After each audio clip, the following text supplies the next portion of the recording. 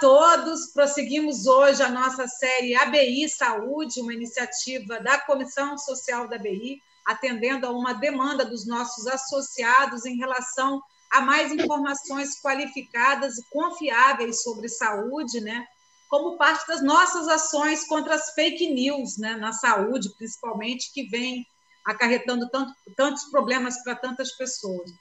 Primeiro, a gente queria agradecer a todos os profissionais de saúde que estão se desdobrando para socorrer a população nesse momento da pandemia de Covid-19 e parabenizar os profissionais de saúde mental, em especial, né, pelo importante trabalho que vem realizando. Agradecemos especialmente aqueles que defendem a ciência e o SUS, tão necessário nesse nosso momento tão difícil que a gente tem vivido.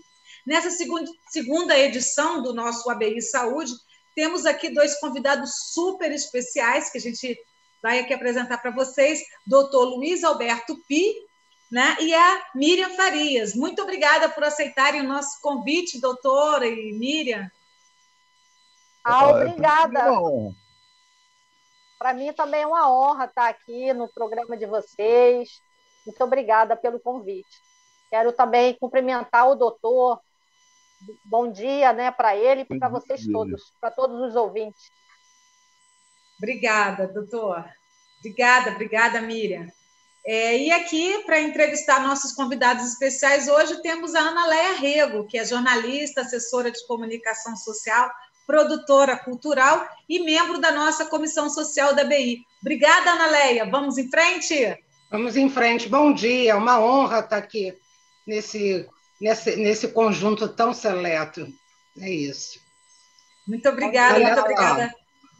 Muito obrigada a todos. Lembrando que essa live vai ao ar logo a mais às 7h30 da noite no nosso canal do YouTube da ABI e ela fica disponível, gente, lá para quem puder assistir depois, compartilhar com os amigos, enfim, para enviar para outras pessoas e, claro, se inscrever aí no canal do YouTube da ABI.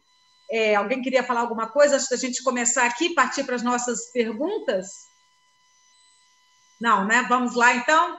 Ana Leia, eu queria, antes de você começar com a série de perguntas aí, a nossa série que a gente preparou aqui algumas perguntinhas, eu queria falar um pouco sobre o doutor Luiz Alberto Pi e sobre a Miriam Pontes de Farias. Bom, doutor Luiz Alberto Pi, né, dispensa maiores apresentações, mas a gente vai falar um pouquinho sobre ele aqui. Ele é psiquiatra, psicanalista, consultor de empresas e palestrante. Ele foi professor nas faculdades de medicina da Santa Casa, em São Paulo, na Universidade Estadual do Rio de Janeiro, a UERJ, e em diversas sociedades de psicanálise. Foi consultor também do programa Big Brother Brasil, da TV Globo, e conselheiro do sistema penitenciário. É autor de 9 livros, colaborador de diversas revistas e jornais, e tem aí uma experiência ampla de mais de 50 anos em consultório. Ou seja, está acostumado a assistir muitas pandemias aí, né, doutor? Pandemias e temos pessoais. É verdade. Temos aqui também a Miriam Pontes de Farias, ela é psicóloga, pós-graduada em hipnose clínica, professora, conferencista internacional, palestrante, coordenadora e supervisora de grupos há mais de 20 anos. Ela foi vice-presidente da Sociedade Brasileira de Hipnose, a SBH, e criou o curso de Memória e Técnicas de Estudo para Provas e Concursos, ministrados na Universidade Estácio de Sá e no Instituto Brasileiro de Medicina e Reabilitação, IBMR. Atualmente, ela organiza e ministra aulas em cursos de hipnose clínica, regressão de memória e auto-hipnose. Bom, aí para começar, então, nossa bateria de perguntas aos nossos convidados, eu peço que a Ana Leia inicie aí, por favor, Ana Leia. Então é isso. Olha só, nesta semana, contabilizamos, infelizmente, 300 mil mortos pela Covid só aqui no Brasil. Tal fato já seria o suficiente para nos deixar emocionalmente abalados, né?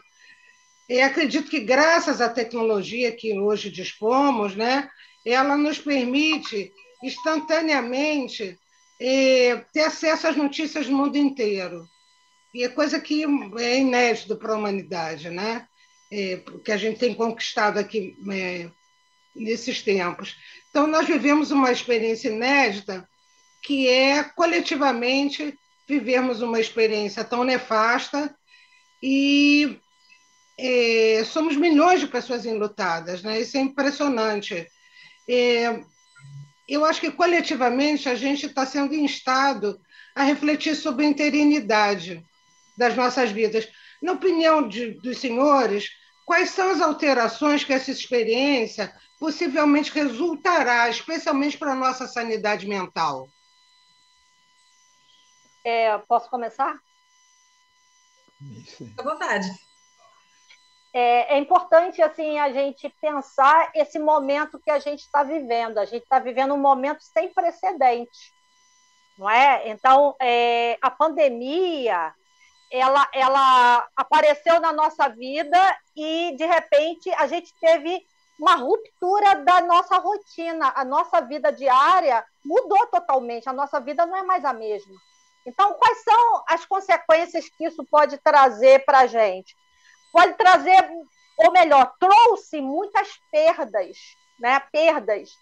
E que perdas são essas? Não são só perdas de entes queridos, aqueles que perderam seu ente querido com a pandemia ou perderam seus familiares, esses aí foram mais afetados ainda, mas nós que não tivemos essas perdas reais assim, de entes queridos, a gente perdeu no mínimo, a gente teve a perda da nossa rotina, da nossa vida diária, a gente teve perdas sociais, ou seja, sociais no sentido de sociais presenciais, nós somos seres sociáveis.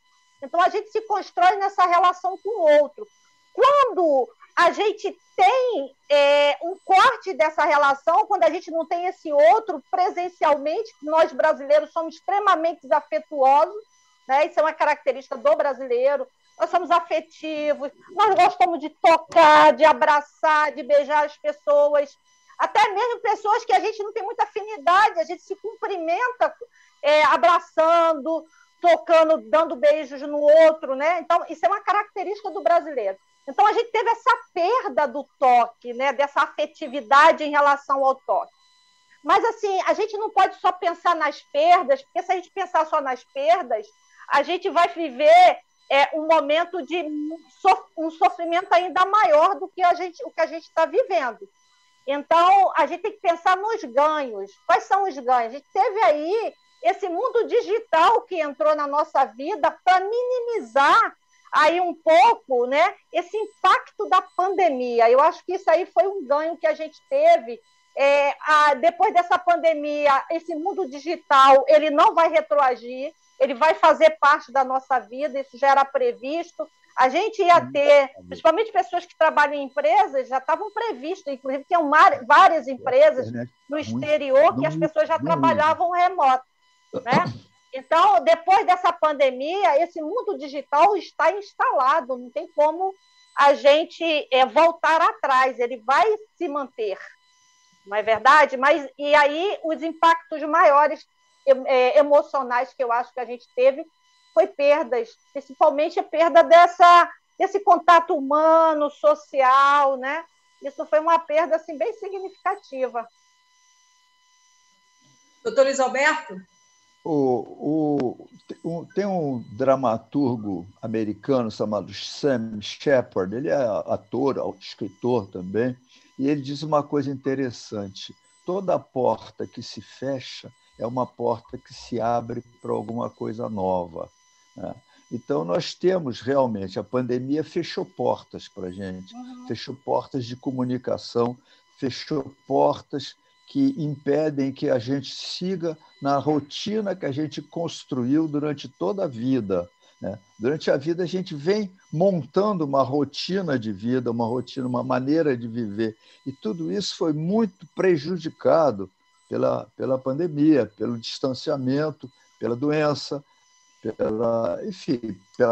pela falha na economia causada pela pandemia e tudo mais, né?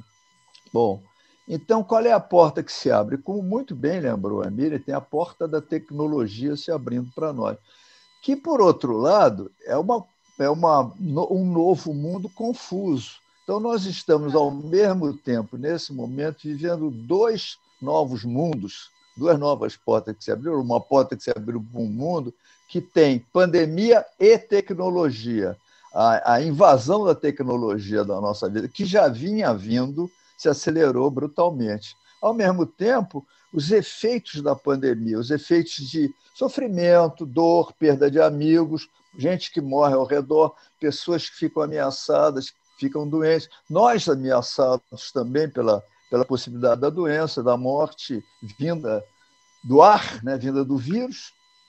Então, tudo isso formou um novo mundo. E o problema é que a gente tem que se adaptar ao novo mundo. A primeira tendência humana é a regressão. Eu quero voltar para como era antes. Aquela saudade do colo materno, a saudade da proteção, da tranquilidade, das coisas que já estavam organizadas. E isso é muito ruim, porque a gente fica querendo voltar para trás, voltar para o passado, e não se volta para o passado já passou. Então, a primeira coisa que a gente precisa botar na cabeça é que a gente tem que viver uma vida nova, tem que incorporar tudo isso que a gente está vivendo a uma nova maneira de viver. Não dá para voltar para trás. Voltar para trás é correr para o meio do mato e viver como um índio. Não dá. Nem os índios querem viver desse jeito. Eles querem se organizar melhor, né? E nós também. Então, a gente tem que enfrentar. Não dá para fugir, não dá para negar. É um erro fugir e negar, porque é uma regressão, é uma paralisação.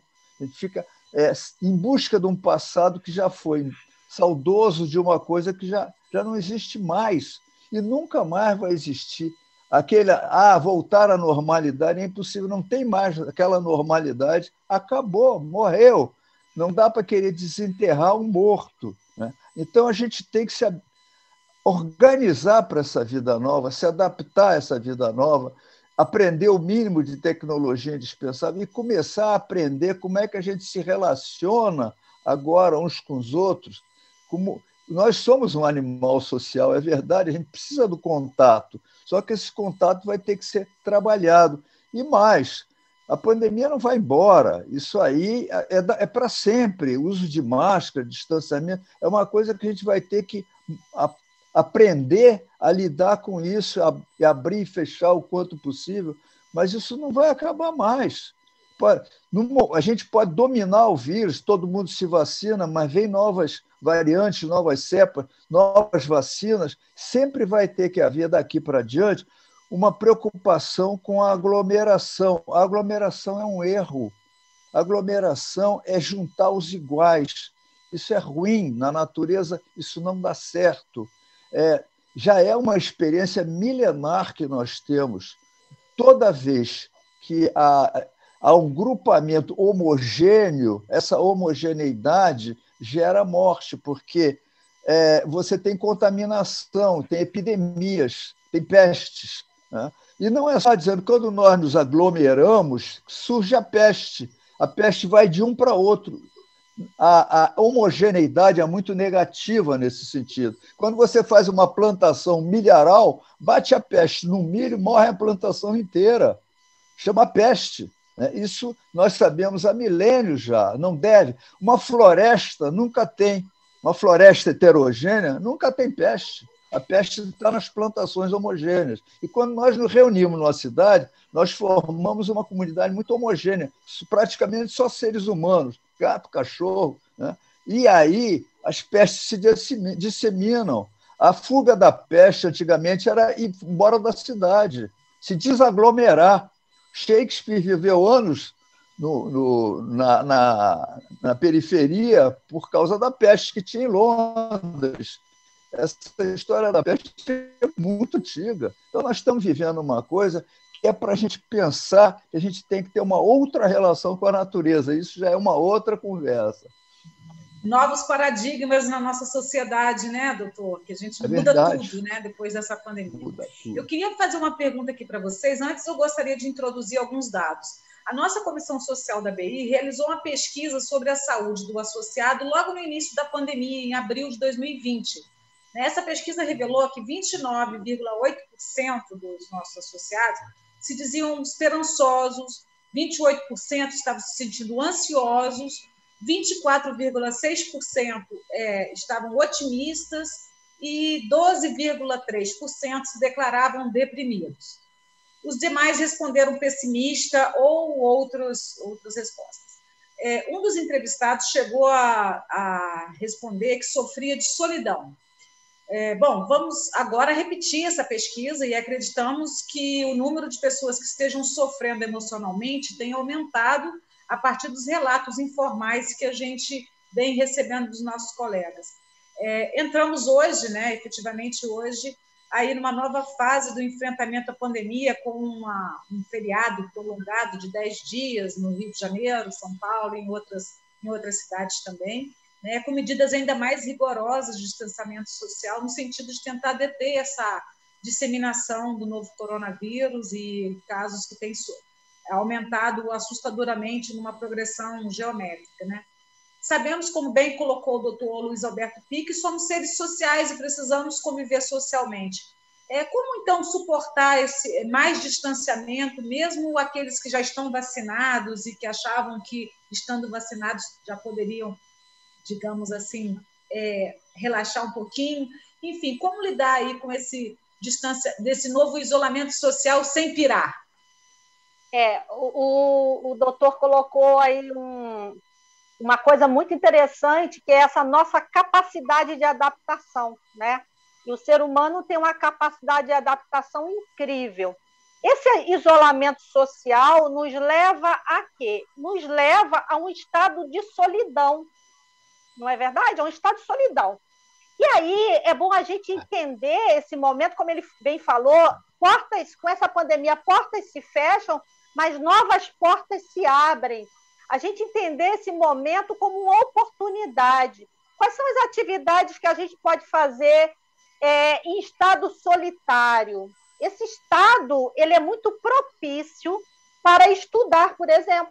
Eu atendo muitos pacientes que são concurseiros, que se preparam para provas de concurso. Então, para essas pessoas que estudam para provas de concurso, esse momento é propício. Por quê? Estudar é uma atividade solitária, né?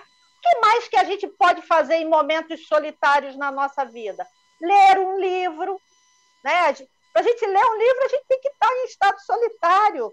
Então, ouvir uma música, ver fotos de pessoas, de viagens, enfim, já que a gente não pode viajar no momento, a gente pode ver fotos, né? Relembrar aqueles momentos agradáveis, assistir um seriado, um filme, né? Então, esse momento, fazer aulas online. Eu, por exemplo, estou aproveitando o momento para estudar inglês.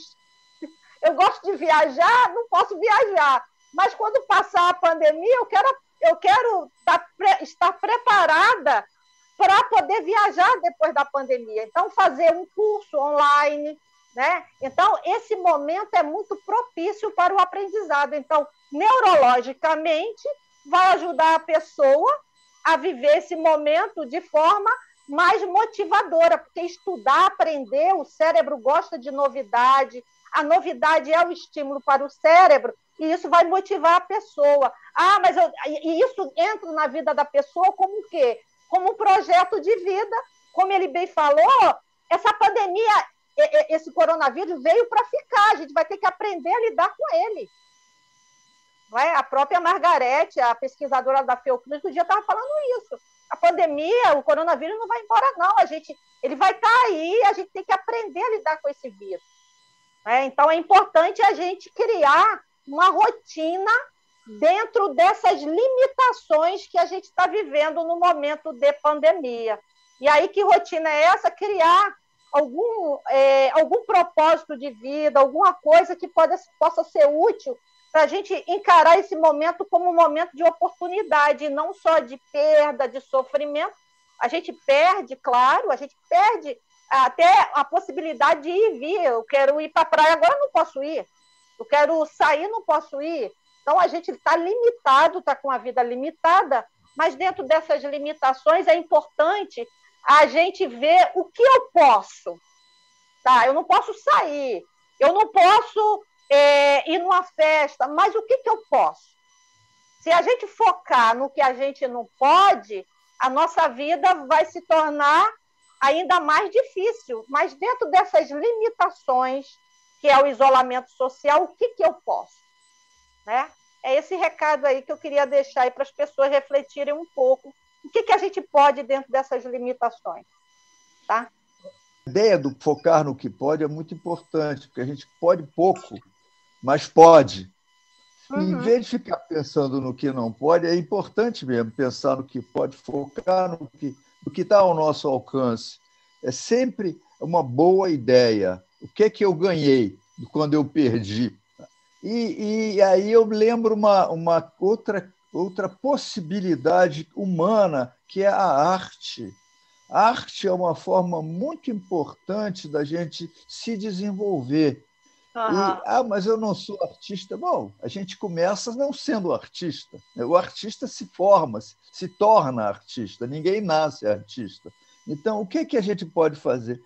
É investigar a nossa capacidade artística. A gente não precisa ser um grande artista, mas pode aprender a brincar com um instrumento, fazer som, pode aprender a cantar na música, pode aprender a desenhar, experimentar desenhar. A criança gosta muito de desenhar. A gente para de desenhar porque a gente não é um grande desenhista, mas não precisa ser um grande. Basta a gente desenhar, se divertir desenhando, inventar uma história em quadrinho ou escrever. Escrever poemas, juntar palavras, escrever histórias, escrever um conto, inventar um conto. Há muito espaço para a arte nesse momento, porque a gente está muito limitado para fazer outras coisas. E a outra questão que eu acho que é muito relevante em tempo de pandemia é o cuidado com a saúde. Não é só o cuidado com o vírus, não. Acontece que essa preocupação com o vírus ofusca a necessidade de cuidar da saúde. O fato da gente estar em casa preso, nós que podemos ficar confinados, porque nem todo mundo pode, mas os que podem e estão confinados, sofrem do problema de pouco se movimentar. Eu tive amigos que morreram do coração, que a gente cuida da pandemia, ela ofusca a gente para de cuidar de outras coisas. Quer dizer, a pessoa para de sair, de se movimentar. Caminhar é muito importante para o coração, e a gente está caminhando pouco. Quando eu vi que eu moro numa casa, tem 2 andares. Quando eu comecei a sentir que eu ficava ofegante a subir a escada, eu disse, eu tenho que sair para caminhar. Eu comecei a caminhar na rua e comecei a voltar a fazer exercício. Depois comprei uma bicicleta ergométrica, porque preciso de exercício, é importante para a saúde. A gente começa a comer muito, a beber, engorda, então tem que cuidar do peso. Né? A gente não pode ir no médico, mas a gente pode fazer exame de sangue, alguma coisa que dá para focar na saúde também. Focar na saúde é fundamental. Né? A quantidade de gente que morre sem ser de vírus é muito grande. Então, cuidar da saúde é uma coisa que a gente pode até fazer melhor no momento de pandemia, porque a gente tem mais vagar para prestar atenção nela. Então, acho que é só um adendo à intervenção da Mia, que foi muito boa, muito pertinente. E eu vou acrescentar aqui que hoje a gente tem, graças à tecnologia, o recurso da teleconsulta também. Claro que nem todos, infelizmente, têm acesso, mas a gente tem hoje o recurso da teleconsulta, ou seja, em casa a pessoa está sentindo alguma coisa aqui, pode conversar com o médico, com o psicólogo, com o psicanalista, com o psiquiatra, né, doutor? Eu estou trabalhando com teleconsulta desde o começo da pandemia. A maioria dos meus clientes aderiu a isso.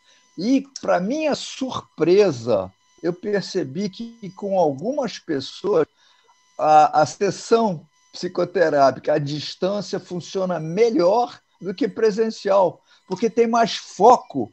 Quando você está falando à distância, você está totalmente focado na tela, na pessoa com quem você está falando. Não perde nada. E quando é presencial, tem toda uma distração do ambiente. Então, na teleconsulta não tem ambiente, é só eu e o outro. É muito interessante esse aspecto. Quando a gente puder voltar a fazer presencial, eu vou começar a comparar com os meus clientes quando é melhor uma, quando é melhor outra, mas é um ganho também a teleconsulta. Um colega meu deu uma entrevista dizendo que ele fica muito mais cansado. E eu pensei, claro, a gente trabalha muito mais. Na teleconsulta trabalha com muito mais foco, é muito mais, sabe, tem uma consistência maior, uma tensão, uma atenção muito maior. É muito interessante esse aspecto. Não é só perda, tem ganho. Verdade. Ana Leia? Vou fazer uma pergunta. A democratização do conhecimento científico, advindo da pandemia que enfrentamos, é notável. Rapidamente aprendemos 1000 coisas sobre vírus, contágio, vacina, Organização Mundial da Saúde, etc. Ouso dizer que, graças ao Brasil, tem se ampliado o nosso conhecimento sobre aspectos da psique, como, por exemplo, psicopatia e mitomania. Considerando o papel que a imprensa tem desempenhado na difusão do conhecimento científico, quais outros aspectos da nossa psique bem deveriam ser divulgados em prol da nossa saúde mental? Isto é, quais são os conhecimentos que além desses, estão aflorando, né? Estão sendo difundidos, que outras questões da nossa psique que mereceriam que a gente abordasse, que a gente divulgasse, que a gente chamasse a reflexão? Miriam, eu não entendi a pergunta, não. Eu não entendi a pergunta.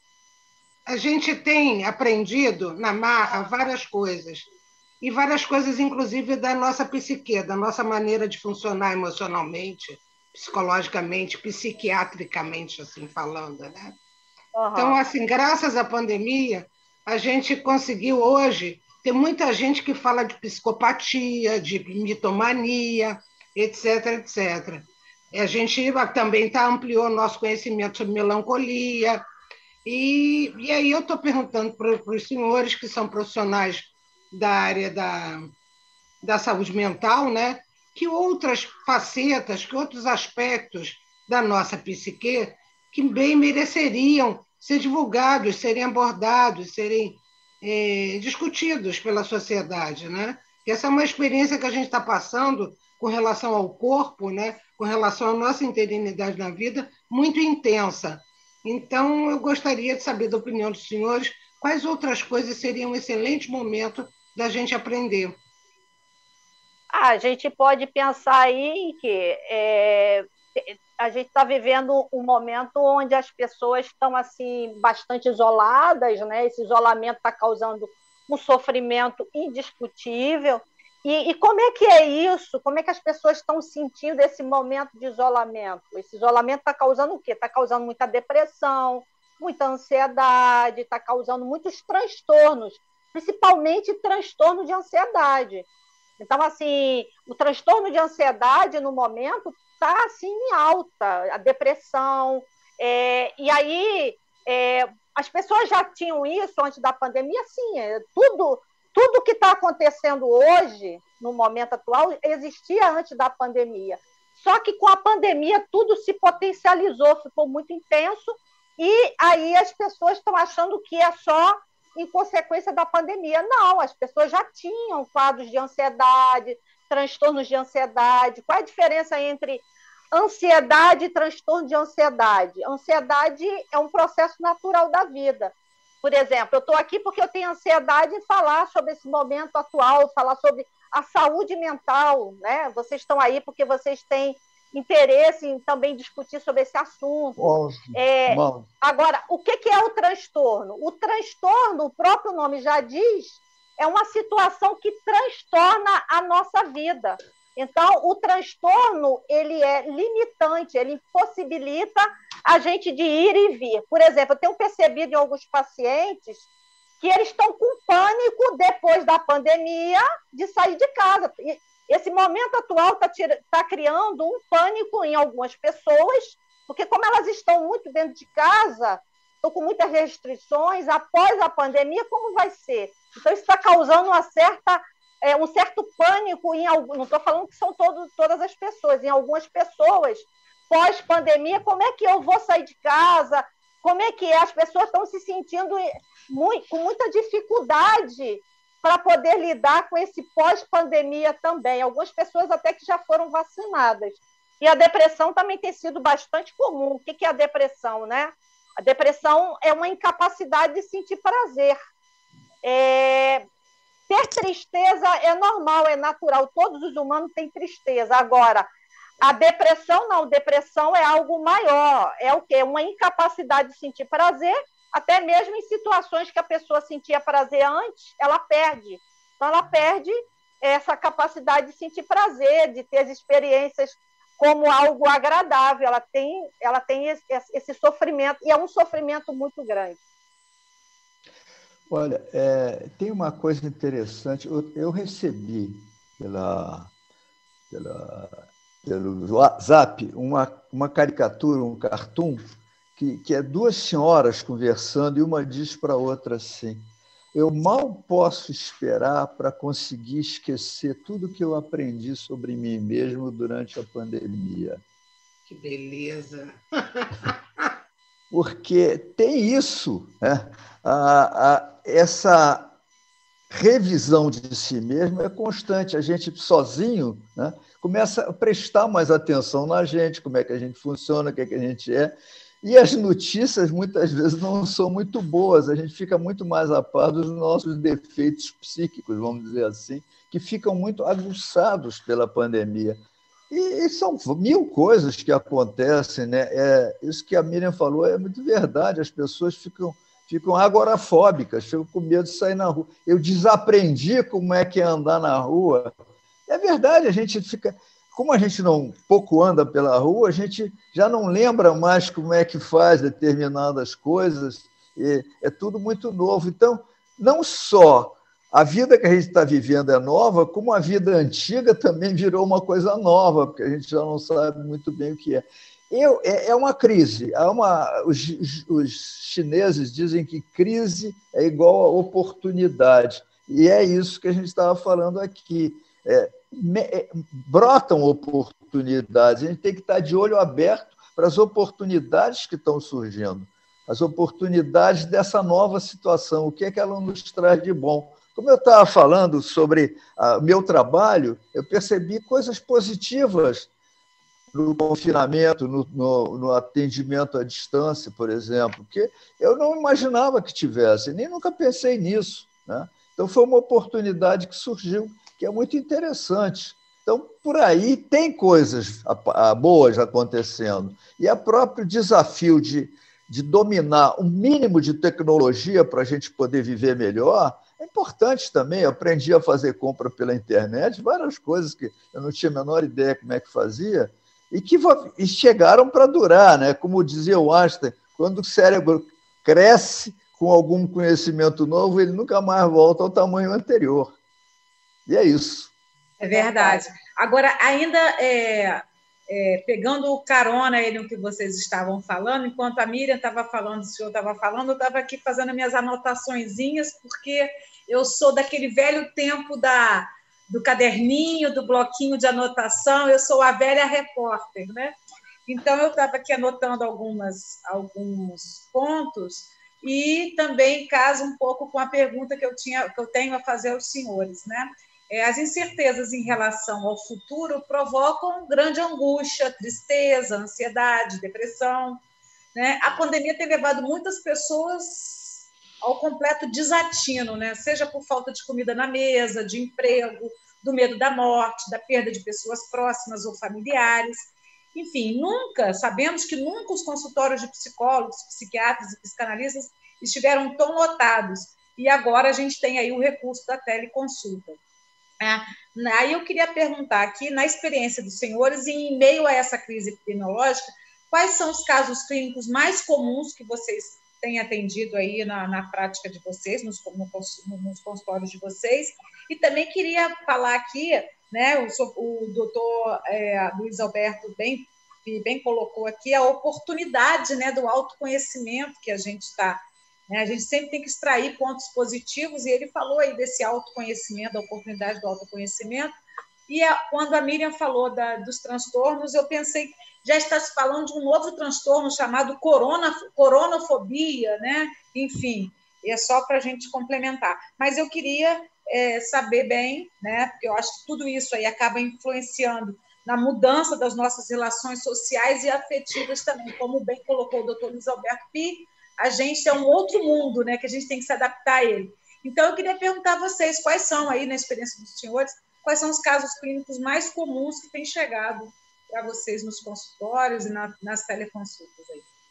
O que eu mais tenho, quer dizer, deixa eu, antes de falar aqui dos casos clínicos, falar um pouco da importância de buscar um tratamento psicológico nesse momento atual. Esse momento atual isso era uma questão que eu queria até perguntar para você numa outra pergunta, para a gente falar em que momento que a pessoa deve buscar o tratamento. Mas antes eu queria exatamente saber hoje a prática de vocês, como é que está aí, já que a gente entrou nesse assunto dos transtornos. Tá. Assim, a procura maior tem sido casos de depressão, fobias, pânico, estresse, medos, né? Porque o medo está muito ligado à ansiedade. Os transtornos de ansiedade, que são as fobias e os pânicos, são medos, né? Medos e sensação de desamparo, né?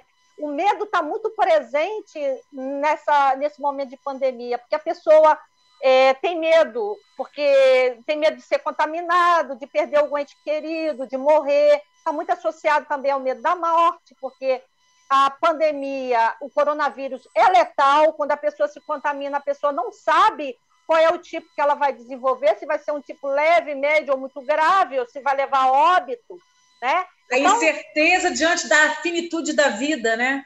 Exatamente. Muitas incertezas, dúvidas, insegurança, enfim. Esse momento está tendo, como diz, um pandemônio de emoções, né? Está aflorando muitas emoções, né? Essas emoções são nossas, todos nós humanos temos todas as emoções dentro de nós. De acordo com o momento que a gente está vivendo, pode aflorar mais uma ou outra, né? Esse momento atual está sendo muito comum esses tipos de demanda no consultório. E o consultório realmente tem tido uma procura muito grande para os atendimentos. Eu, inclusive, estou trabalhando até sábado, e o atendimento online é cansativo sim, viu, doutor? Seu amigo tem razão, é mais cansativo online. Cansa muito. Imagina.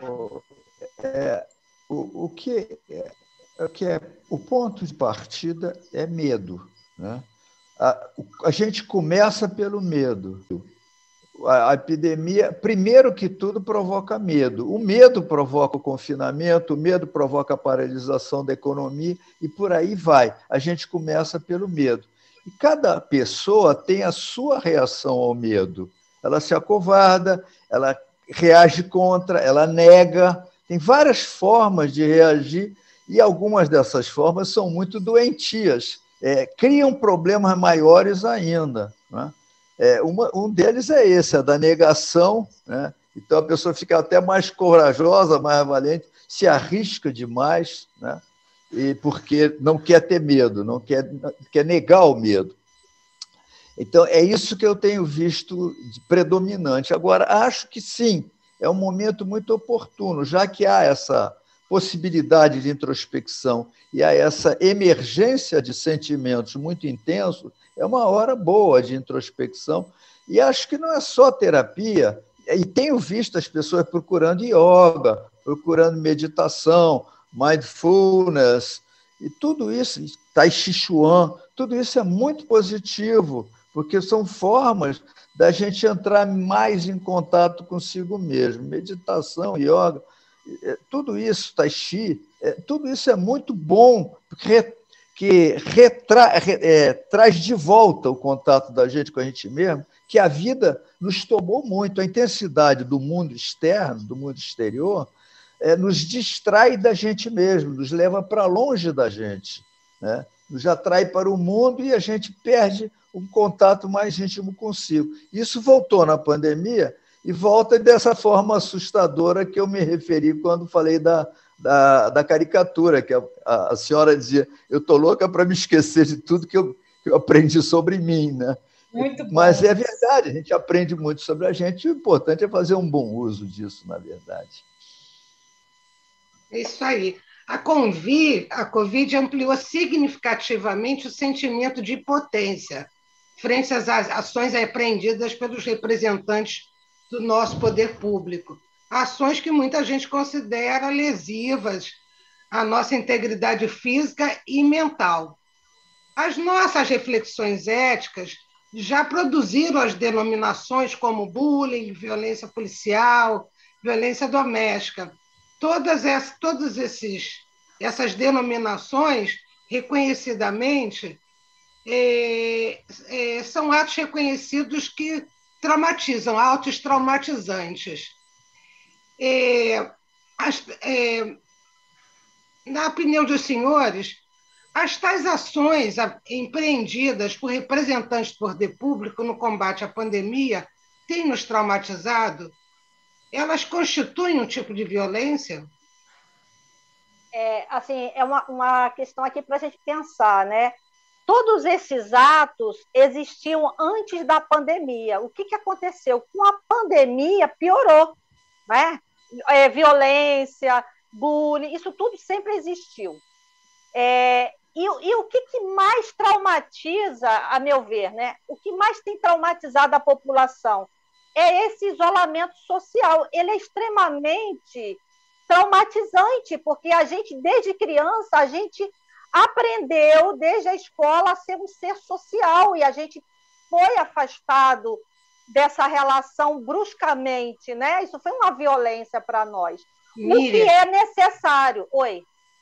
O que eu estava querendo saber, essa pergunta está querendo saber exatamente a opinião de vocês, desculpe interromper, se esses atos, que esses agentes públicos, o presidente da República, governadores, prefeitos, secretários de saúde, esses representantes do poder público têm tomado atitudes, e muita gente considera elas um atentado à nossa saúde mental e física.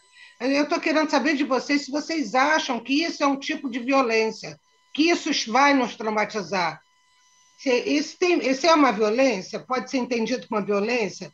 Isso, resultado, vocês estão vendo pessoas traumatizadas com isso? É essa visão que eu gostaria de ter, esse pedaço da situação que eu gostaria de ter avaliado por vocês.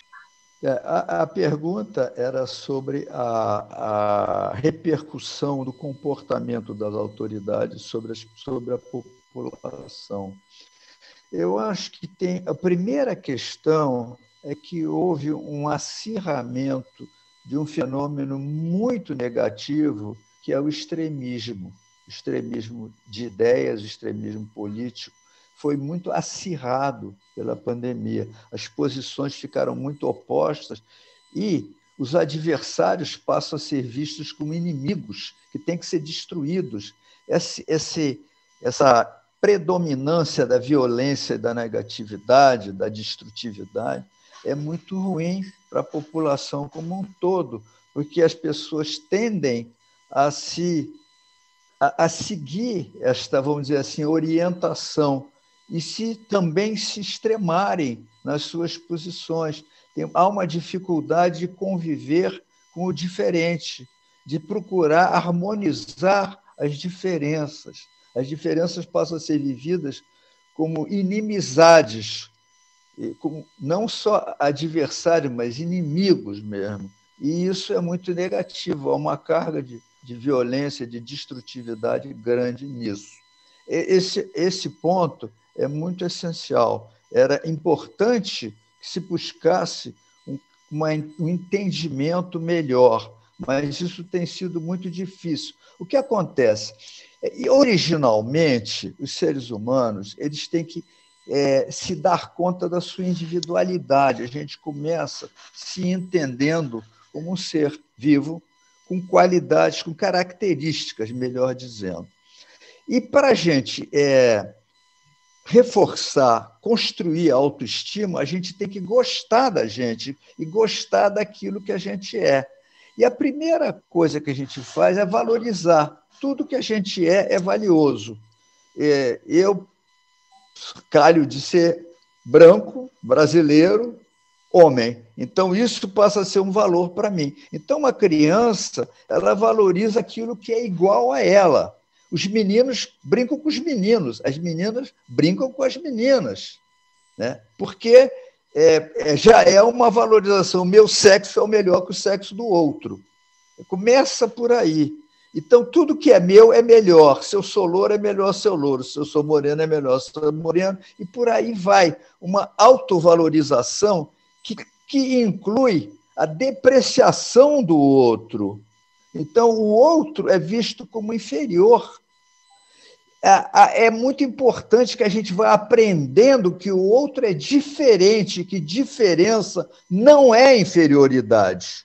Mas isso implica num crescimento mental e emocional, num amadurecimento, porque o infantil é achar que o outro é pior. E isso leva a situações muito extremas, como, por exemplo, o menino que cresce achando que o que é bom é ser homem, ele tem uma tendência a valorizar os homens. Isso gera dentro dele um impulso homossexual, nada demais. Todos nós temos, já desde o tempo do século passado, a gente sabe que a 100% de heterossexualidade não existe. Todos nós temos um componente do outro sexo.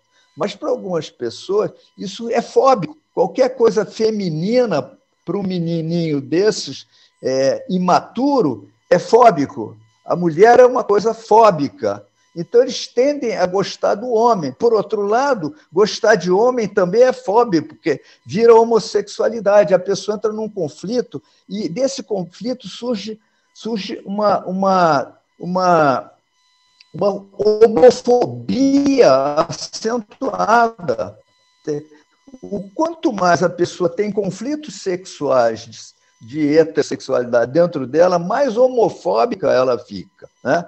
A ponto de achar que ter uma filha é uma fraquejada, como disse o presidente da República. Fraquejei e tive uma filha. A fraquejada é exatamente a noção de que mulher é inferior. Poxa, de repente eu que sou um reprodutor de homens, fiz uma mulher. Quer dizer, isso é mentalidade muito infantil, muito regredida do presidente da República. É doloroso você ver isso, entende? E ele traz isso para fora com a maior simplicidade, com a maior ignorância, vamos dizer assim, do que é que isso significa em termos de falta de amadurecimento, falta de crescimento. É uma criança mentalmente nesse sentido, né? Homem é bom, mulher é ruim. E o que é que leva a isso? Bom, a preferência pelo homem e por aí vai essa crise de gostar mais de homem, de valorizar o homem, e ao mesmo tempo achar que isso é homossexual. Isso dá em homofobia, não tem alternativa. Você vira homofóbico. Para não ser homossexual, eu tenho que ser homofóbico.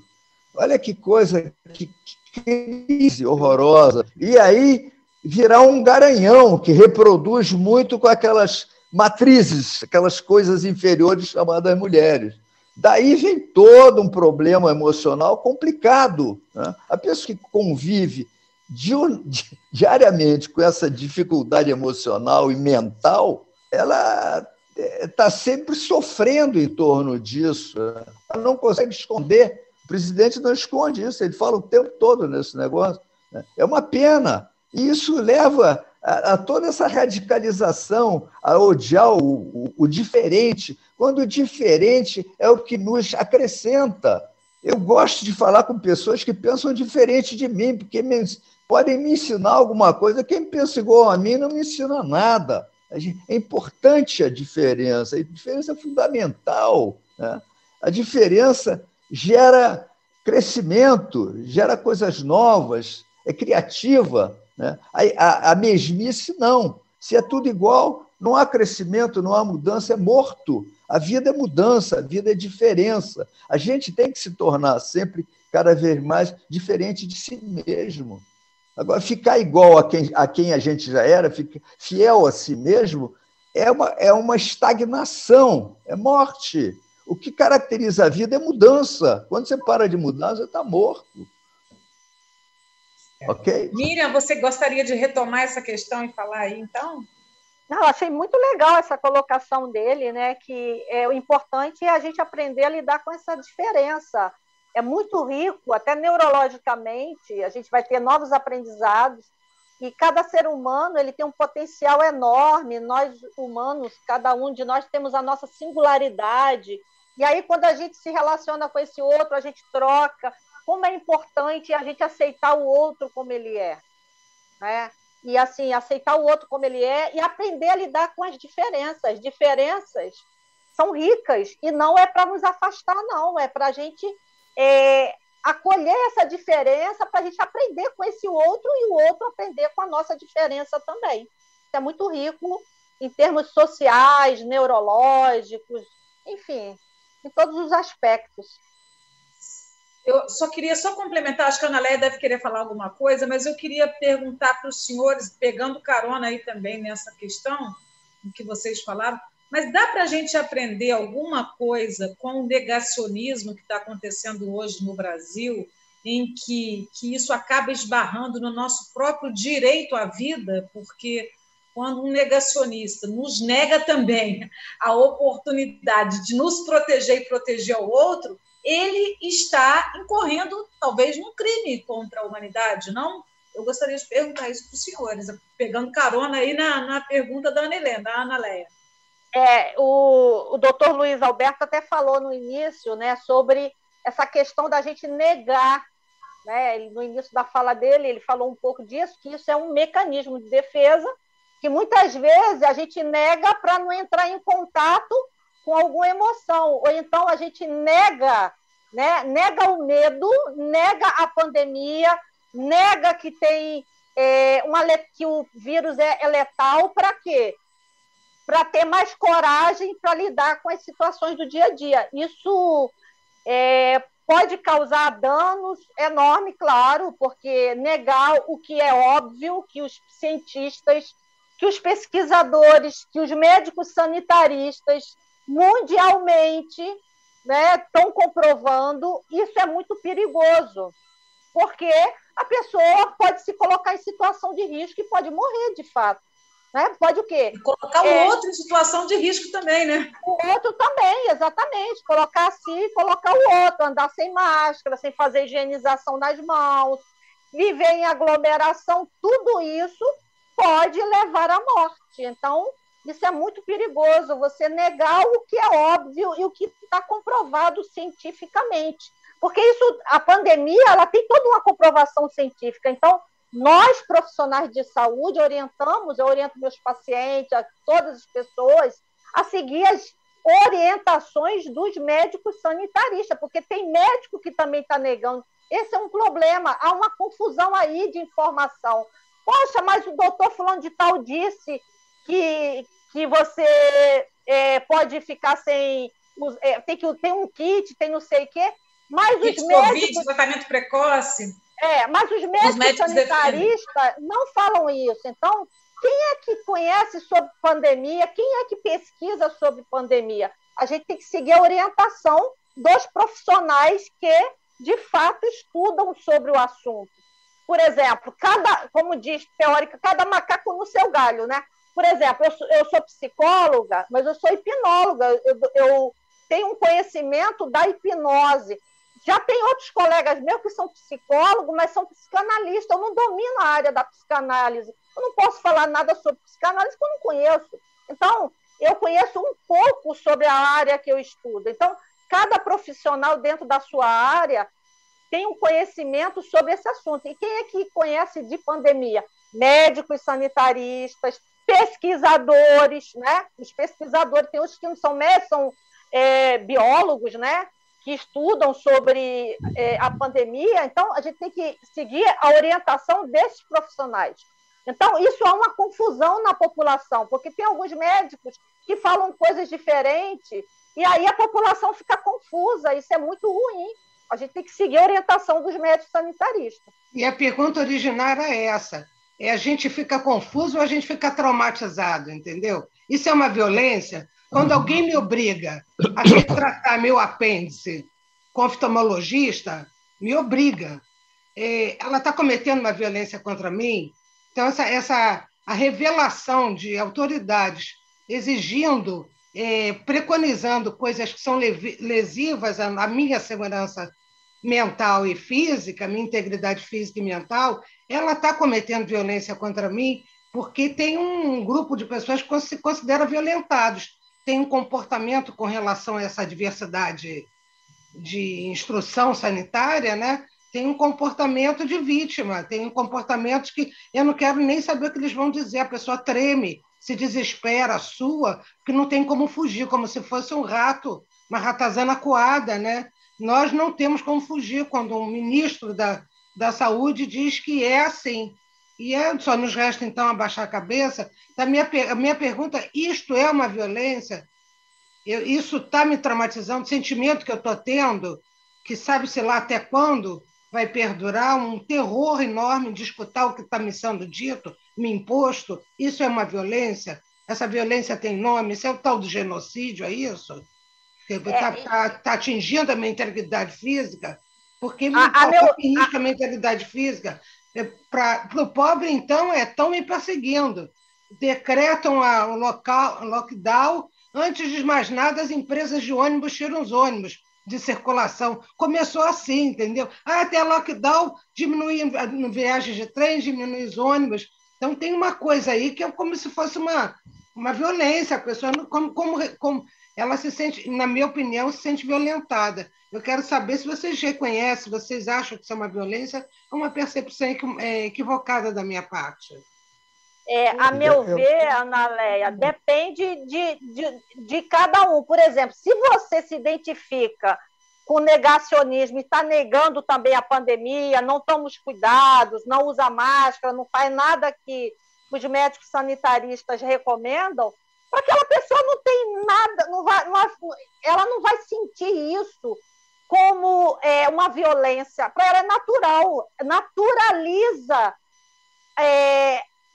uma pandemia, né, que é letal, a pessoa naturaliza, depende. Agora, se por outro lado a pessoa segue todas as orientações dos médicos sanitaristas, faz tudo direitinho, a pessoa deve se sentir, sim, a meu ver, eu acho que ela deve se sentir agredida, violentada, né? Até por um direito, né, da saúde, é um direito da saúde, um direito da vida, a meu ver, tá?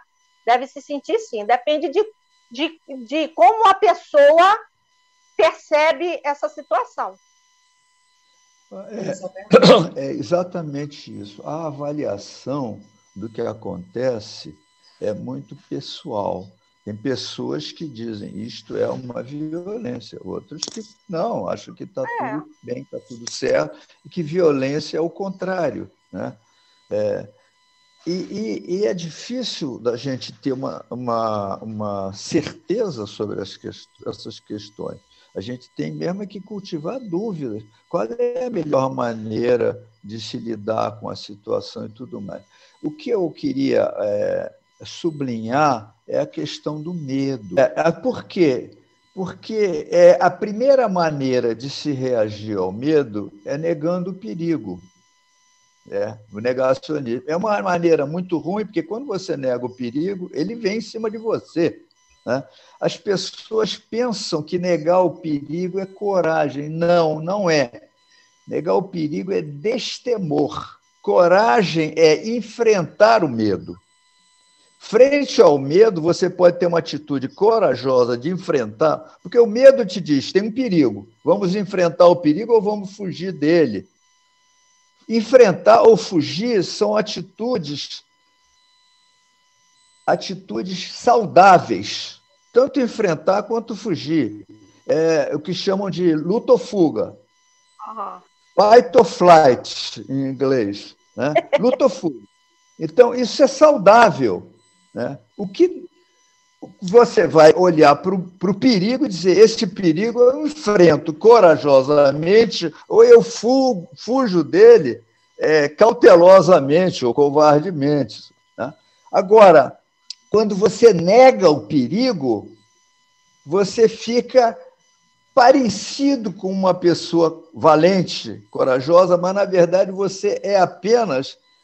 você está sendo louco. Você tá até tem uma gíria para isso no Brasil, que é porra louca, né? Porra louca é a pessoa que age loucamente frente ao perigo. É o destemido. Destemido nega o perigo. Não tem perigo, não. Vamos embora que não tem perigo. Como assim não tem perigo, né? Perigo é para ser avaliado e enfrentado ou evitado. Só isso. E isso é muito importante, porque a gente vê atitudes de negacionismo mesmo como sendo, vamos tentar fazer com que não haja perigo nenhum. Não tem pandemia, é uma gripezinha. Isso foi falado desde o começo. Houve uma orientação de alguns chefes de Estado priorizando manter a economia aberta como se fosse possível. Havia essa ilusão. Deixa as pessoas morrerem, a economia fica aberta. Alguns voltaram atrás e outros continuaram insistindo porque não conseguem aprender. Tem pessoas que estão paralisadas, estagnadas e não funcionam no modo aprendizado. Eles funcionam sempre da mesma maneira. Papai me ensinou assim quando eu era criança e é assim que eu vou ser. E pronto, aí acaba o assunto, não tem possibilidade de evolução. Nós vivemos no nosso país muito dessa circunstância, que é uma circunstância trágica, né? Tem sido trágico. O Brasil virou um exemplo de tragédia em relação à pandemia, e isso é da nossa realidade, nós temos que conviver com isso. Agora, se isso é genocídio ou não, aí já é um problema jurídico, está fora da minha alçada qualificar isso, porque aí é um problema de ordem jurídica.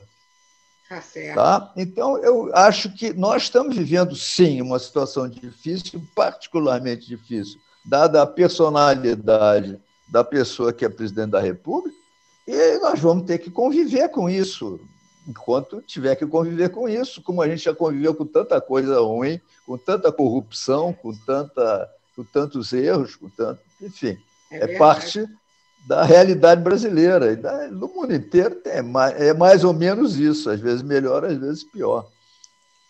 Eu queria fazer uma pergunta a vocês, que inclusive eu quero chamar aqui uma pergunta de um associado nosso, que é membro do nosso Conselho Deliberativo, Mário Vitor Santos. Ele pergunta como lidar com a loucura da gente e com a loucura dos outros. Aliás, o que pode ser chamado de loucura, né? E aí, tendo essas questões trazidas por ele como base, eu queria perguntar para vocês também qual é o momento para uma pessoa buscar ajuda profissional, quando é que é necessário medicamento, há casos em que é necessário uma internação, ou esse não é o melhor momento para esse recurso limite, né, da internação, enfim. Aí eu queria aproveitar o gancho dele para fazer também essas perguntas. Afinal, como lidar com a nossa loucura, com a loucura do outro, o que pode ser chamado de loucura e como buscar ajuda? Olha, o primeiro problema que tem é o seguinte: quando a pessoa está muito doente, um fenômeno mais constante é a negação da doença. Então, o louco não procura ajuda porque ele não acha que está louco. A loucura é exatamente você não ter consciência da loucura. Eu costumo dizer para os meus clientes: olha aí, nós somos todos loucos, né? Isso não é uma novidade. Somos loucos, a gente tem que tomar conta da loucura da gente. Esse que é o ponto mais importante. Que a loucura é de todos nós. O que é loucura? Na verdade, é uma coisa humana chamada imaginação. A qualidade humana, a característica humana é a imaginação. É o que nós temos de mais precioso, de mais importante e de mais diferente dos outros animais. A gente imagina muito. Então, se a gente não consegue domar a nossa imaginação, controlar a nossa imaginação, ela pode crescer a ponto de que a gente troque a realidade pela imaginação. A loucura é isso. Você, em vez de ver a realidade, você vê o que imagina, em graus maiores ou menores, e que serve para a pandemia. Então, por exemplo, de repente, eu imagino que a pandemia é uma gripezinha, porque é bom para mim imaginar isso para não ficar com medo da pandemia. É imaginação, é tudo imaginação. A imaginação descontrolada é loucura nesse sentido mais amplo. A gente precisa cuidar da nossa imaginação e canalizá-la no sentido positivo. Por isso que a arte é importante. A arte é uma forma de você transbordar a tua imaginação para um canal onde ela se torna construtiva. Então, a gente pode imaginar muito desde que a gente tenha noção de que está imaginando e possa domar essa imaginação e canalizá-la bem, colocá-la no canal produtivo. Quando a gente não consegue fazer isso, nos invade, e ela invade a nossa percepção da realidade. A percepção da realidade fica deturpada pela imaginação. É isso que acontece, que é isso que a gente chama de loucura. Loucura, quer dizer, essa loucura que leva à internação. E a pessoa que está fazendo isso, ela não tem consciência de que está fazendo isso. Ela pensa que está vendo a realidade.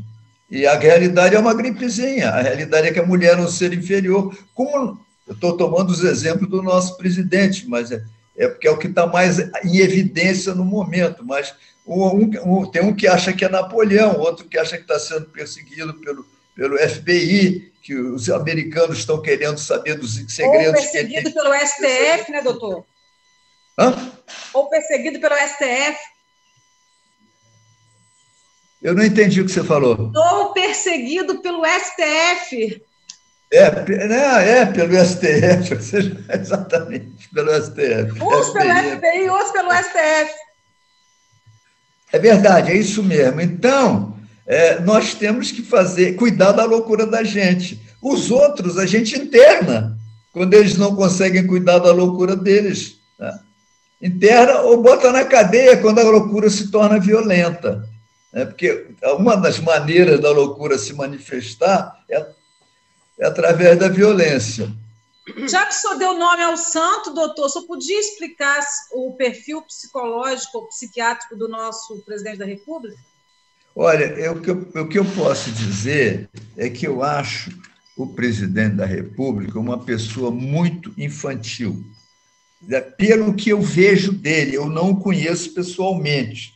Pelo que eu vejo, me dá a impressão, isso não é um diagnóstico, é uma impressão de uma pessoa que entende um pouco do assunto. Eu vejo como uma pessoa muito infantil, que não chegou à adolescência mental, porque o adolescente começa a se interessar pelo outro, pela diferença, e ele não tem o menor interesse pelo outro. Entendeu? Então, é o que ele demonstra, é o que ele diz. O que eu ouço são as palavras dele, eu vejo ele falando na televisão, né, e dizendo esse tipo de coisa. Acho uma pessoa muito infantil, acho lamentável que uma pessoa tão infantil esteja comandando o país, e comandando desse jeito torto, atrapalhado. É apenas uma impressão. Sim. A minha impressão é essa, pelo que eu observo. Mas eu não conheço a pessoa, não é um diagnóstico, é uma impressão minha. É uma impressão pessoal, vamos dizer assim. Claro. E eu queria voltar agora a pergunta para a Miriam também, a pergunta inicial que a gente fez, Miriam, sobre isso, né? Como lidar com a loucura da gente, com a dos outros, o que pode ser chamado de loucura, em que momento a gente pode buscar ajuda profissional, e, enfim, o que você recomenda aí? Vou responder pela última pergunta. Em que momento a gente deve buscar ajuda profissional? A gente deve buscar ajuda profissional no momento que a gente estiver em sofrimento. A gente está vivendo momentos, isso não é agora, isso já vem de antes. Sentir tem sido uma negação muito grande, né? As pessoas não podem sentir mais tristeza, perder o ente querido, não pode viver o luto, não pode chorar, não pode isso, não pode aquilo. Então, a gente está vivendo... Isso é antes da pandemia, tá? Isso já vem vindo há muito tempo. Onde as pessoas não podem sentir. É da natureza do ser humano sentir emoções. A gente não pode negar as emoções. Né? Então, em que momento a gente busca uma ajuda psicológica? Buscamos ajuda psicológica no momento em que esses sentimentos estão causando sofrimento na gente. Né? E que momento é esse? Está limitando a nossa vida, por exemplo. Pessoas que estão com fobia, com pânico, elas limitam a vida dela, se sente incapaz de fazer tarefas que antes conseguia fazer. Quando a pessoa está muito triste, mas tristeza não é depressão. Quando a pessoa está sentindo incapacidade de sentir prazer, está muito desanimada, comprometeu o sono, comprometeu a alimentação, está comprometendo a vida dela de modo geral, aí é o momento dela buscar uma ajuda profissional. E, assim, essa questão do louco, que é louco, que não é louco, até hoje tem algumas pessoas que pensam que ir ao psicólogo é coisa de maluco, né? Até hoje. Isso é um mito que vem aí historicamente, né, durante anos, onde as pessoas acreditavam que buscar ajuda psicológica é coisa de maluco. Então, a gente está vendo, com esse momento da pandemia, que buscar ajuda profissional é saudável, é saúde mental e não loucura. É busca da saúde mental, buscar o reequilíbrio da nossa mente, das nossas emoções, ter alguém que possa nos ouvir sem julgamento de valor, sem criticar, fazer um acolhimento, compreender aquele momento difícil que a gente está vivendo e o que é mais interessante, com sigilo, vai guardar, vai ficar com a pessoa, né? Ela não vai abrir para ninguém. Então, a gente pode confiar naquele profissional que ele vai guardar todo aquele nosso desconforto, todo aquele sofrimento. Então, é importante buscar um atendimento psicológico. Tem pessoas que confundem também, né? Eu vou procurar meu amigo, que é a mesma coisa que o psicólogo. Não, claro que não. Amigo é bom? Claro que é, o amigo é bom. Hoje a gente não pode ter um amigo presencial, mas a gente pode ter um amigo virtual. Então, outra coisa interessante nessa pandemia, né, que o mundo digital está nos proporcionando, é continuar com as nossas relações, nutrir nossas relações afetivas. Né? A gente mantém nossas relações afetivas, porque depois da pandemia, depois que passar esse período difícil aí de afastamento, de isolamento, a gente vai poder encontrá-los, abraçá-los, viver as experiências que a gente vivia antes. Né? Então, é importante, através de quê? De videochamada, ligando. As pessoas, com o WhatsApp, as pessoas evitaram ligar. Vamos ligar para aquele amigo, vamos fazer chamada de vídeo para o nosso grupo, aquele grupo de amigos que a gente tem, vamos conversar, vamos fazer um encontro virtual. Então, é importante, nesse período, manter essas relações, nutrir as nossas relações afetivas, né? Para que a gente mantenha a nossa saúde mental e a gente não enlouqueça. Né? O que é enlouquecer? O que é loucura? Né? Essa fala, né? Essa frase, o que é loucura, isso aí é uma pergunta muito ampla. Né? Eu diria, o doutor também falou muito bem, né? Que é uma pessoa que pensa muito, né? Que falou uma palavra aí que eu até esqueci, não lembro qual foi, mas assim, eu entendo a loucura como uma interpretação diferente da vida, né? O louco consegue interpretar a vida de forma diferente. Mas para chegar à loucura clássica da psiquiatria, a pessoa vai apresentar alguns sinais, né? Ela perde com a realidade, ela perde o contato com a realidade e ela começa a delirar e alucinar. Fora disso, tudo é possibilidade humana, né? Inclusive, claro, a loucura também é uma possibilidade humana, mas é uma possibilidade humana onde tem um rompimento com a realidade, a pessoa rompe com a realidade. Então, fora esse limiar aí patológico, toda loucura é válida, né? Toda loucura é possível, né? É uma interpretação diferente da vida, e a gente tem que entender também que essa interpretação está contaminada pelos nossos valores, né? Então, nossas crenças, né? Com nossas crenças, né? Então, quando eu atendo muito pacientes que ficam preocupados com a opinião do outro. Quando o outro consegue expressar alguma opinião sobre nós, essa opinião dele está contaminada pelos valores dele. Se ele admira a gente, claro que vai vir o quê? Vai vir coisas interessantes, vai vir elogios. Se a pessoa não aprecia a gente, não gosta, ou então quer derrubar a gente, sei lá, coisa do gênero, e aí vai vir o quê? Vai vir críticas negativas, vai vir julgamento de valor, vai vir um monte de acordo com o que ela pensa sobre nós, que está contaminado pelos valores dela. Só respondendo aqui, antes da Ana Léia fazer uma outra pergunta aqui, eu queria voltar essa pergunta aí para o doutor Luiz Alberto Pique, justamente a Miriam acabou falando sobre uma questão que eu queria também abordar, e eu queria ouvir a opinião também do doutor Luiz Alberto Pique. Se o senhor acha que a busca maior agora, nesse momento de pandemia, por atendimento psicológico, ou psiquiátrico, ou psicanalítico, pode, de alguma forma, aí ajudar a quebrar o paradigma da busca por profissionais de saúde mental. E hoje, quanto ainda se professa que psicólogo, psicanalista ou psiquiatra é coisa de maluco, e se a pandemia tem reduzido esse estigma, como é que os profissionais podem ajudar aí nesse momento de pandemia? Olha, eu queria começar colocando a seguinte ideia, que eu trabalhei em hospital psiquiátrico muito tempo, e o que eu constatava era que as pessoas estavam lá porque elas tinham certezas, elas não tinham dúvidas. Eu tinha certeza que ele era Napoleão e que estavam perseguindo ele e que ele tinha a verdade na mão dele e que ele era o dono da verdade, etc. Essas certezas levavam a pessoa para internação no hospital psiquiátrico. A loucura é feita de certeza. E mais, a gente começava a medicar essas pessoas, e quando a pessoa começava a conversar com a gente, dizer, não, eu não sei, eu estou pensando aqui, estou em dúvida. Está em dúvida? Ah, que bom! A Miriam falou que o sofrimento que nos leva à terapia. É verdade, mas tem pessoas que conseguem negar o seu sofrimento de uma maneira muito simples, infringindo o sofrimento ao outro. Então, o doente mental grave, o psicopata, ele faz o outro sofrer, assim ele não sofre. E se ele não sofre, ele não precisa de terapia. Esse é o grande problema com o qual a gente tem que lidar com as pessoas enlouquecidas, né? E o tipo especial de loucura, que é o de reciclar o sofrimento.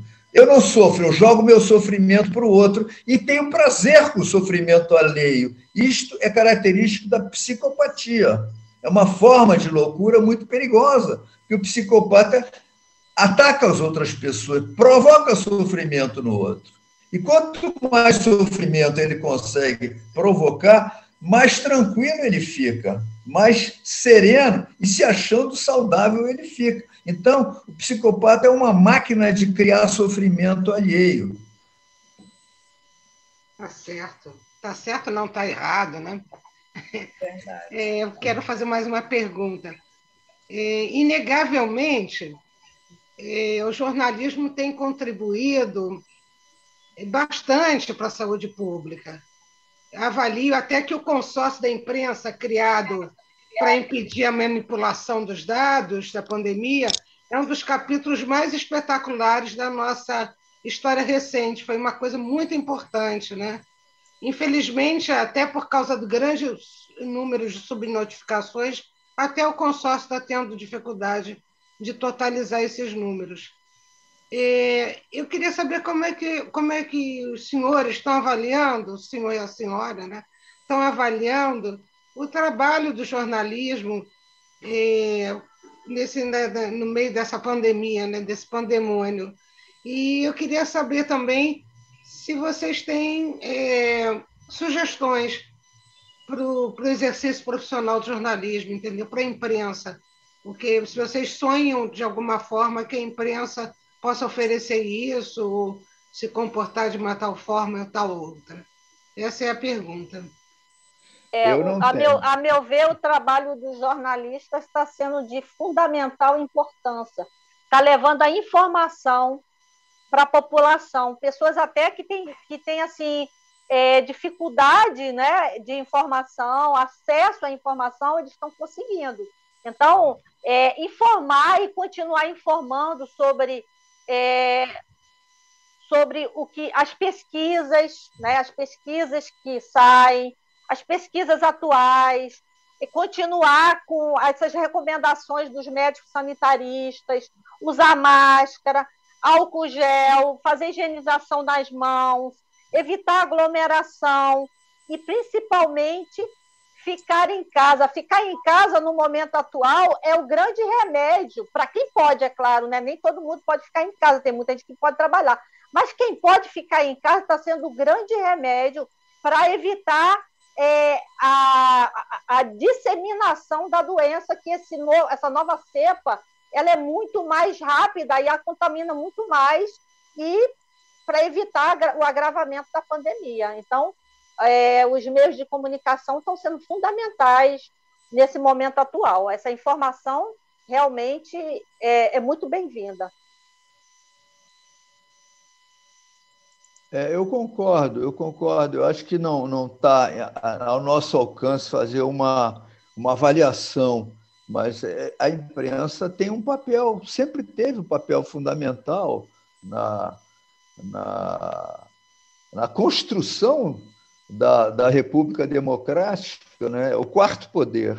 Há muito tempo que se chama quarto poder. E é bom que a imprensa seja até diversificada. Eu tenho lido material de imprensa, vamos dizer assim, que nega muita coisa, a gente compara, a gente pode ouvir um e outro falando e a gente tira as nossas próprias conclusões, cada um tira a sua conclusão, né?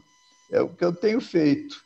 Então, a imprensa é fundamental, porque é a fonte de informação. A gente precisa de informação. Informação é importante, né? É importante para a gente estar colocado e situado no mundo. Só isso. Bom, eu queria agora fazer uma pergunta dirigida para o doutor Pi e uma pergunta dirigida para a Miriam. Para o doutor Pi, o senhor já foi consultor do programa Big Brother Brasil, onde os participantes ficam ali confinados numa casa confortável, com muitos apelos lúdicos, em busca de um prêmio milionário. As personalidades de cada um são colocadas à prova em cadeia nacional, enfim, cada um também interpreta muitas vezes um papel, né? Na sua opinião, o que é mais difícil? Ser vigiado 24 horas por dia, ficar exposto ao julgamento de uma massa de telespectadores, ou testar seus próprios limites, ficando encarcerados dentro de casa, muitas vezes convivendo com familiares que antes não conviviam, ou então, algumas vezes, amontoados, sem acesso a condições dignas de sobrevivência, que, infelizmente, boa parte da nossa população ainda vive nesse país tão desigual. Queria que o senhor avaliasse isso para a gente, doutor. Olha, eu tive duas experiências muito interessantes com essa questão do confinamento. A primeira foi nos anos 90, eu fui durante 4 anos conselheiro penitenciário do Estado. E eu ia nas penitenciárias e convivia com os presos. Eu era médico, eu estava no papel de médico e procurava tratar das questões sanitárias. E eu era muito bem recebido porque eu era uma espécie de anjo bom ali, era o cara que estava preocupado com a saúde dos presos, né? Foi um especialista em confinamento, né, doutor?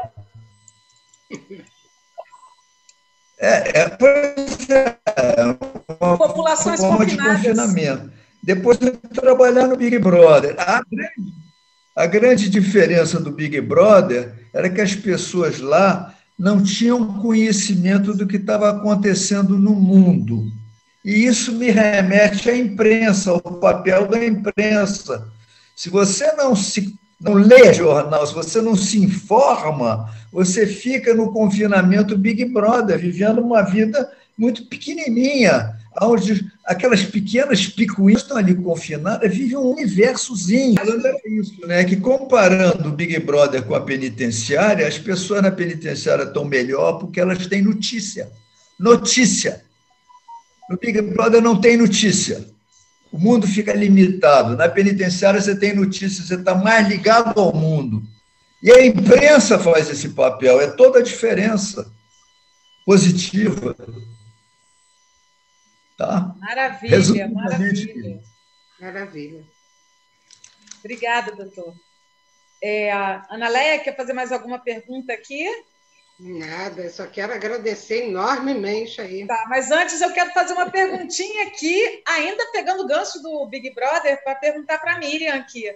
Essa edição do Big Brother, Miriam, que na estreia foi assistido por cerca de 43 milhões de pessoas, ampliou a visibilidade de um fenômeno que vem crescendo cada vez mais nas redes sociais, a chamada cultura do cancelamento. Hoje, ninguém mais ousa falar ou agir ignorando o que antes chamávamos de politicamente correto.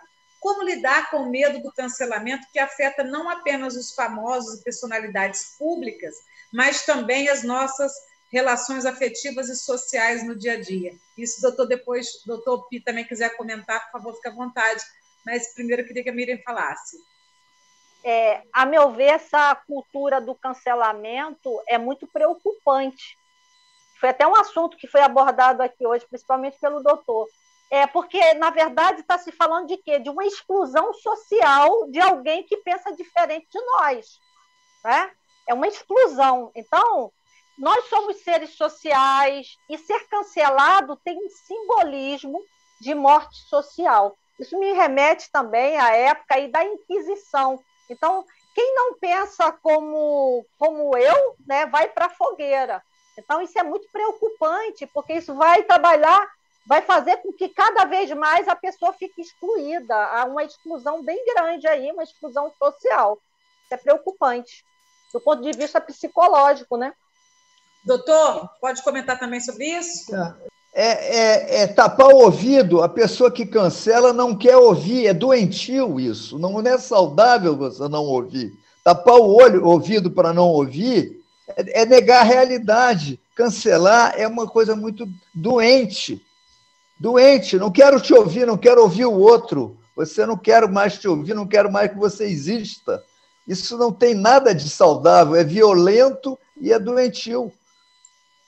Certo. Agora, para finalizar, porque a gente está muito esgotado no nosso tempo, eu só queria trazer alguns números da nossa pesquisa Saúde do associado em tempos de pandemia e fazer um questionamento a vocês dois. A pesquisa Saúde do associado em tempos de pandemia, realizada pela Diretoria Social em abril de 2020, mostrou também que, assim como boa parte da população brasileira, os jornalistas estão em grande vulnerabilidade social.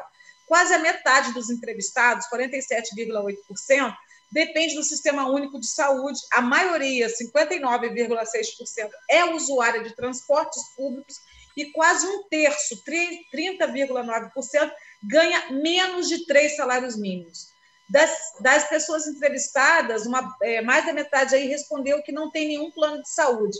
Indagadas se elas possuem alguma doença crônica, 30 pessoas dessas 57 entrevistadas responderam que sim. Além disso, a maior parte dos associados, mais de 70%, está acima dos 60 anos de idade, o que os coloca ainda mais em uma situação de extrema vulnerabilidade durante a pandemia do coronavírus. Então, eu pergunto aos senhores, como cuidar da saúde mental a população que está numa situação de vulnerabilidade social, não só o jornalista que está nessa situação, mas quem não tem como, por exemplo, pagar uma consulta com um psicólogo, um psicanalista, um psiquiatra, o que vocês recomendam? Deixa ele falar primeiro. A medicina tem uma tradição de atender as pessoas, né? Todo médico, praticamente todo médico, tem um tempo que ele dedica a um atendimento gratuito, um atendimento sem remuneração. Você tem Santa Casa, muitos lugares onde se faz atendimento gratuito, né? E nós temos um sistema de saúde que tem uma estrutura saudável, boa, que procura atender a população. É claro que é um sistema pobre, o país está pobre, está empobrecido pela corrupção, é um país de riquezas maravilhosas, nós temos água, petróleo, minérios, etc., mas o país é pobre, a população é pobre porque há muita roubalheira, sempre houve e não melhora, né? Quem vem e diz que vai melhorar, não melhora. Então, tem pobreza. E aí o SUS é pobre, mas o SUS é bom. O SUS tem uma proposta boa de atender todo mundo, né? Então, a gente tem que contar com o esforço de melhorar. Diana, mas o que eu diria é isso: o profissional de saúde se dedica, ele doa parte do seu tempo, ele doa na Santa Casa, em várias instituições privadas, em que se ajuda as pessoas sem remuneração. Nós fazemos isso. É com isso que a população pode contar, com a boa vontade dos profissionais de saúde e com o SUS pobre, mas que e tem uma ideologia boa. O SUS é uma ideia muito boa que, infelizmente, ainda não pôde enriquecer. É pobre, tem pouco recurso, mas é bom. Certo. É isso. Miriam, quer complementar? Quer dar alguma alternativa para a gente? Eu achei muito boa a fala dele. O SUS é um sistema que realmente dá conta de toda essa questão da saúde. Então, a saúde mental, né, pessoas que não têm condição de pagar, pode buscar o SUS. A gente tem também as universidades. Todas as universidades têm SPAs, que é Serviço de Psicologia Aplicada. São os estudantes de psicologia que têm que se formar, têm que fazer estágio, e aí as pessoas vão para lá e são atendidas, e geralmente é um valor simbólico, e tem muitos que é gratuita, a pública é gratuita, e os alunos têm supervisão. Eu trabalho com hipnose e eu tenho uma clínica social onde as pessoas pagam valores acessíveis. Quem tem interesse, a hipnose não é uma prática comum no serviço público, ainda não é, mas assim, a gente tem uma clínica social com valores bem acessíveis. Certo, então tem outras alternativas, né? Para que as pessoas possam fazer. Ana Leia, quer complementar aí, antes da gente finalizar aqui nosso bate-papo de hoje? Eu, sinceramente, aprendi milhões de coisas e a parte que mais me emocionou desse debate todo, dessa nossa conversa, foi o elogio, o reconhecimento de ambos com relação à grandeza, né, a importância do trabalho da imprensa no equilíbrio democrático, né, do nosso convívio.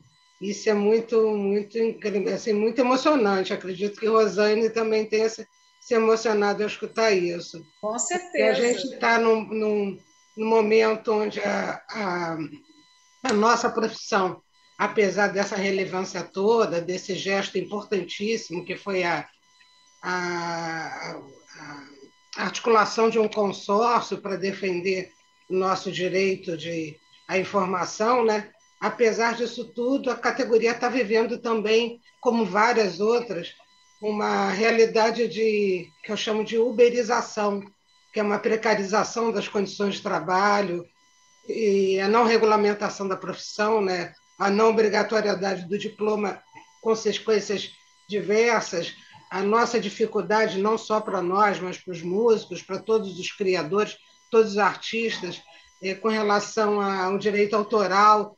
Então, é muito legal, é muito bom para a gente, numa conversa dessa, ouvir o reconhecimento da importância da imprensa livre, né? A imprensa plena, a imprensa diversa, diversificada, a multiplicidade de opiniões e abordagens, como isso é importante para todos nós, não só para um segmento da população, mas para o equilíbrio da humanidade, eu acredito até. É verdade. Gente, esse papo tão maravilhoso que a gente ficaria aqui com o doutor Pi, com a Miriam, ouvindo-os infinitamente aqui conversar sobre esse tema tão instigante que é a saúde mental. Mas, infelizmente, estamos aqui chegando ao final do nosso programa, já com o tempo bastante estourado. Gostaria de saber se o doutor Luiz Alberto Pi, se a Miriam gostariam de acrescentar algo mais ou deixar alguma mensagem final aí, dicas de como lidar com esse momento ainda mais difícil da pandemia, principalmente agora diante do avanço das mutações, mais transmissão, letalidade da Covid, mais isolamento social. Enfim, se vocês querem arrematar aí a nossa live, deixando alguma mensagem final para a gente.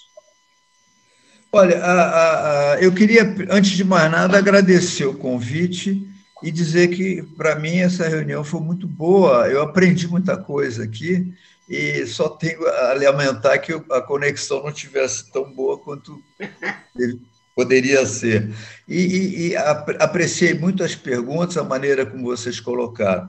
A mensagem vamos ter esperança. Eu acho que a esperança que nos move, a esperança que nos leva para frente. O fim do túnel, ela existe, afinal. Eu disse que o que é mais importante é manter a chama da esperança, não de ficar esperando, mas de ter esperança. E que se a gente não enxerga a luz no fundo do túnel, é porque o túnel é sinuoso, mas tem luz lá no fim. Bacana, lindo, doutor. Obrigada. Miriam? Eu só tenho que agradecer o convite de vocês e agradecer a vocês da imprensa, falando para a Ana Leia também, né? Que tenho certeza, por causa da informação de vocês salvaram muitas vidas, muitas pessoas não foram contaminadas por causa da informação. Vocês são formadores de opinião e vocês ajudam a manter as pessoas vivas, levando essa informação maravilhosa para que todos se cuidem. Gente, fique em casa. Quem puder, fique em casa. Ok? Vocês ficando em casa, vocês estão cuidando de vocês, dos seus entes queridos e ajudando nós, profissionais de saúde, nossos colegas profissionais de saúde que estão na linha de frente, estão sofrendo muito, muito lá, com tanta impotência, lidando com impotência o tempo inteiro.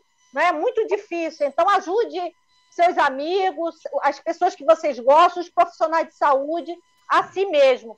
Olha, eu estou falando da esperança, né? E outro dia um amigo meu falou assim, mas eu não estou vendo a luz no fundo do túnel. Eu disse, mas tem.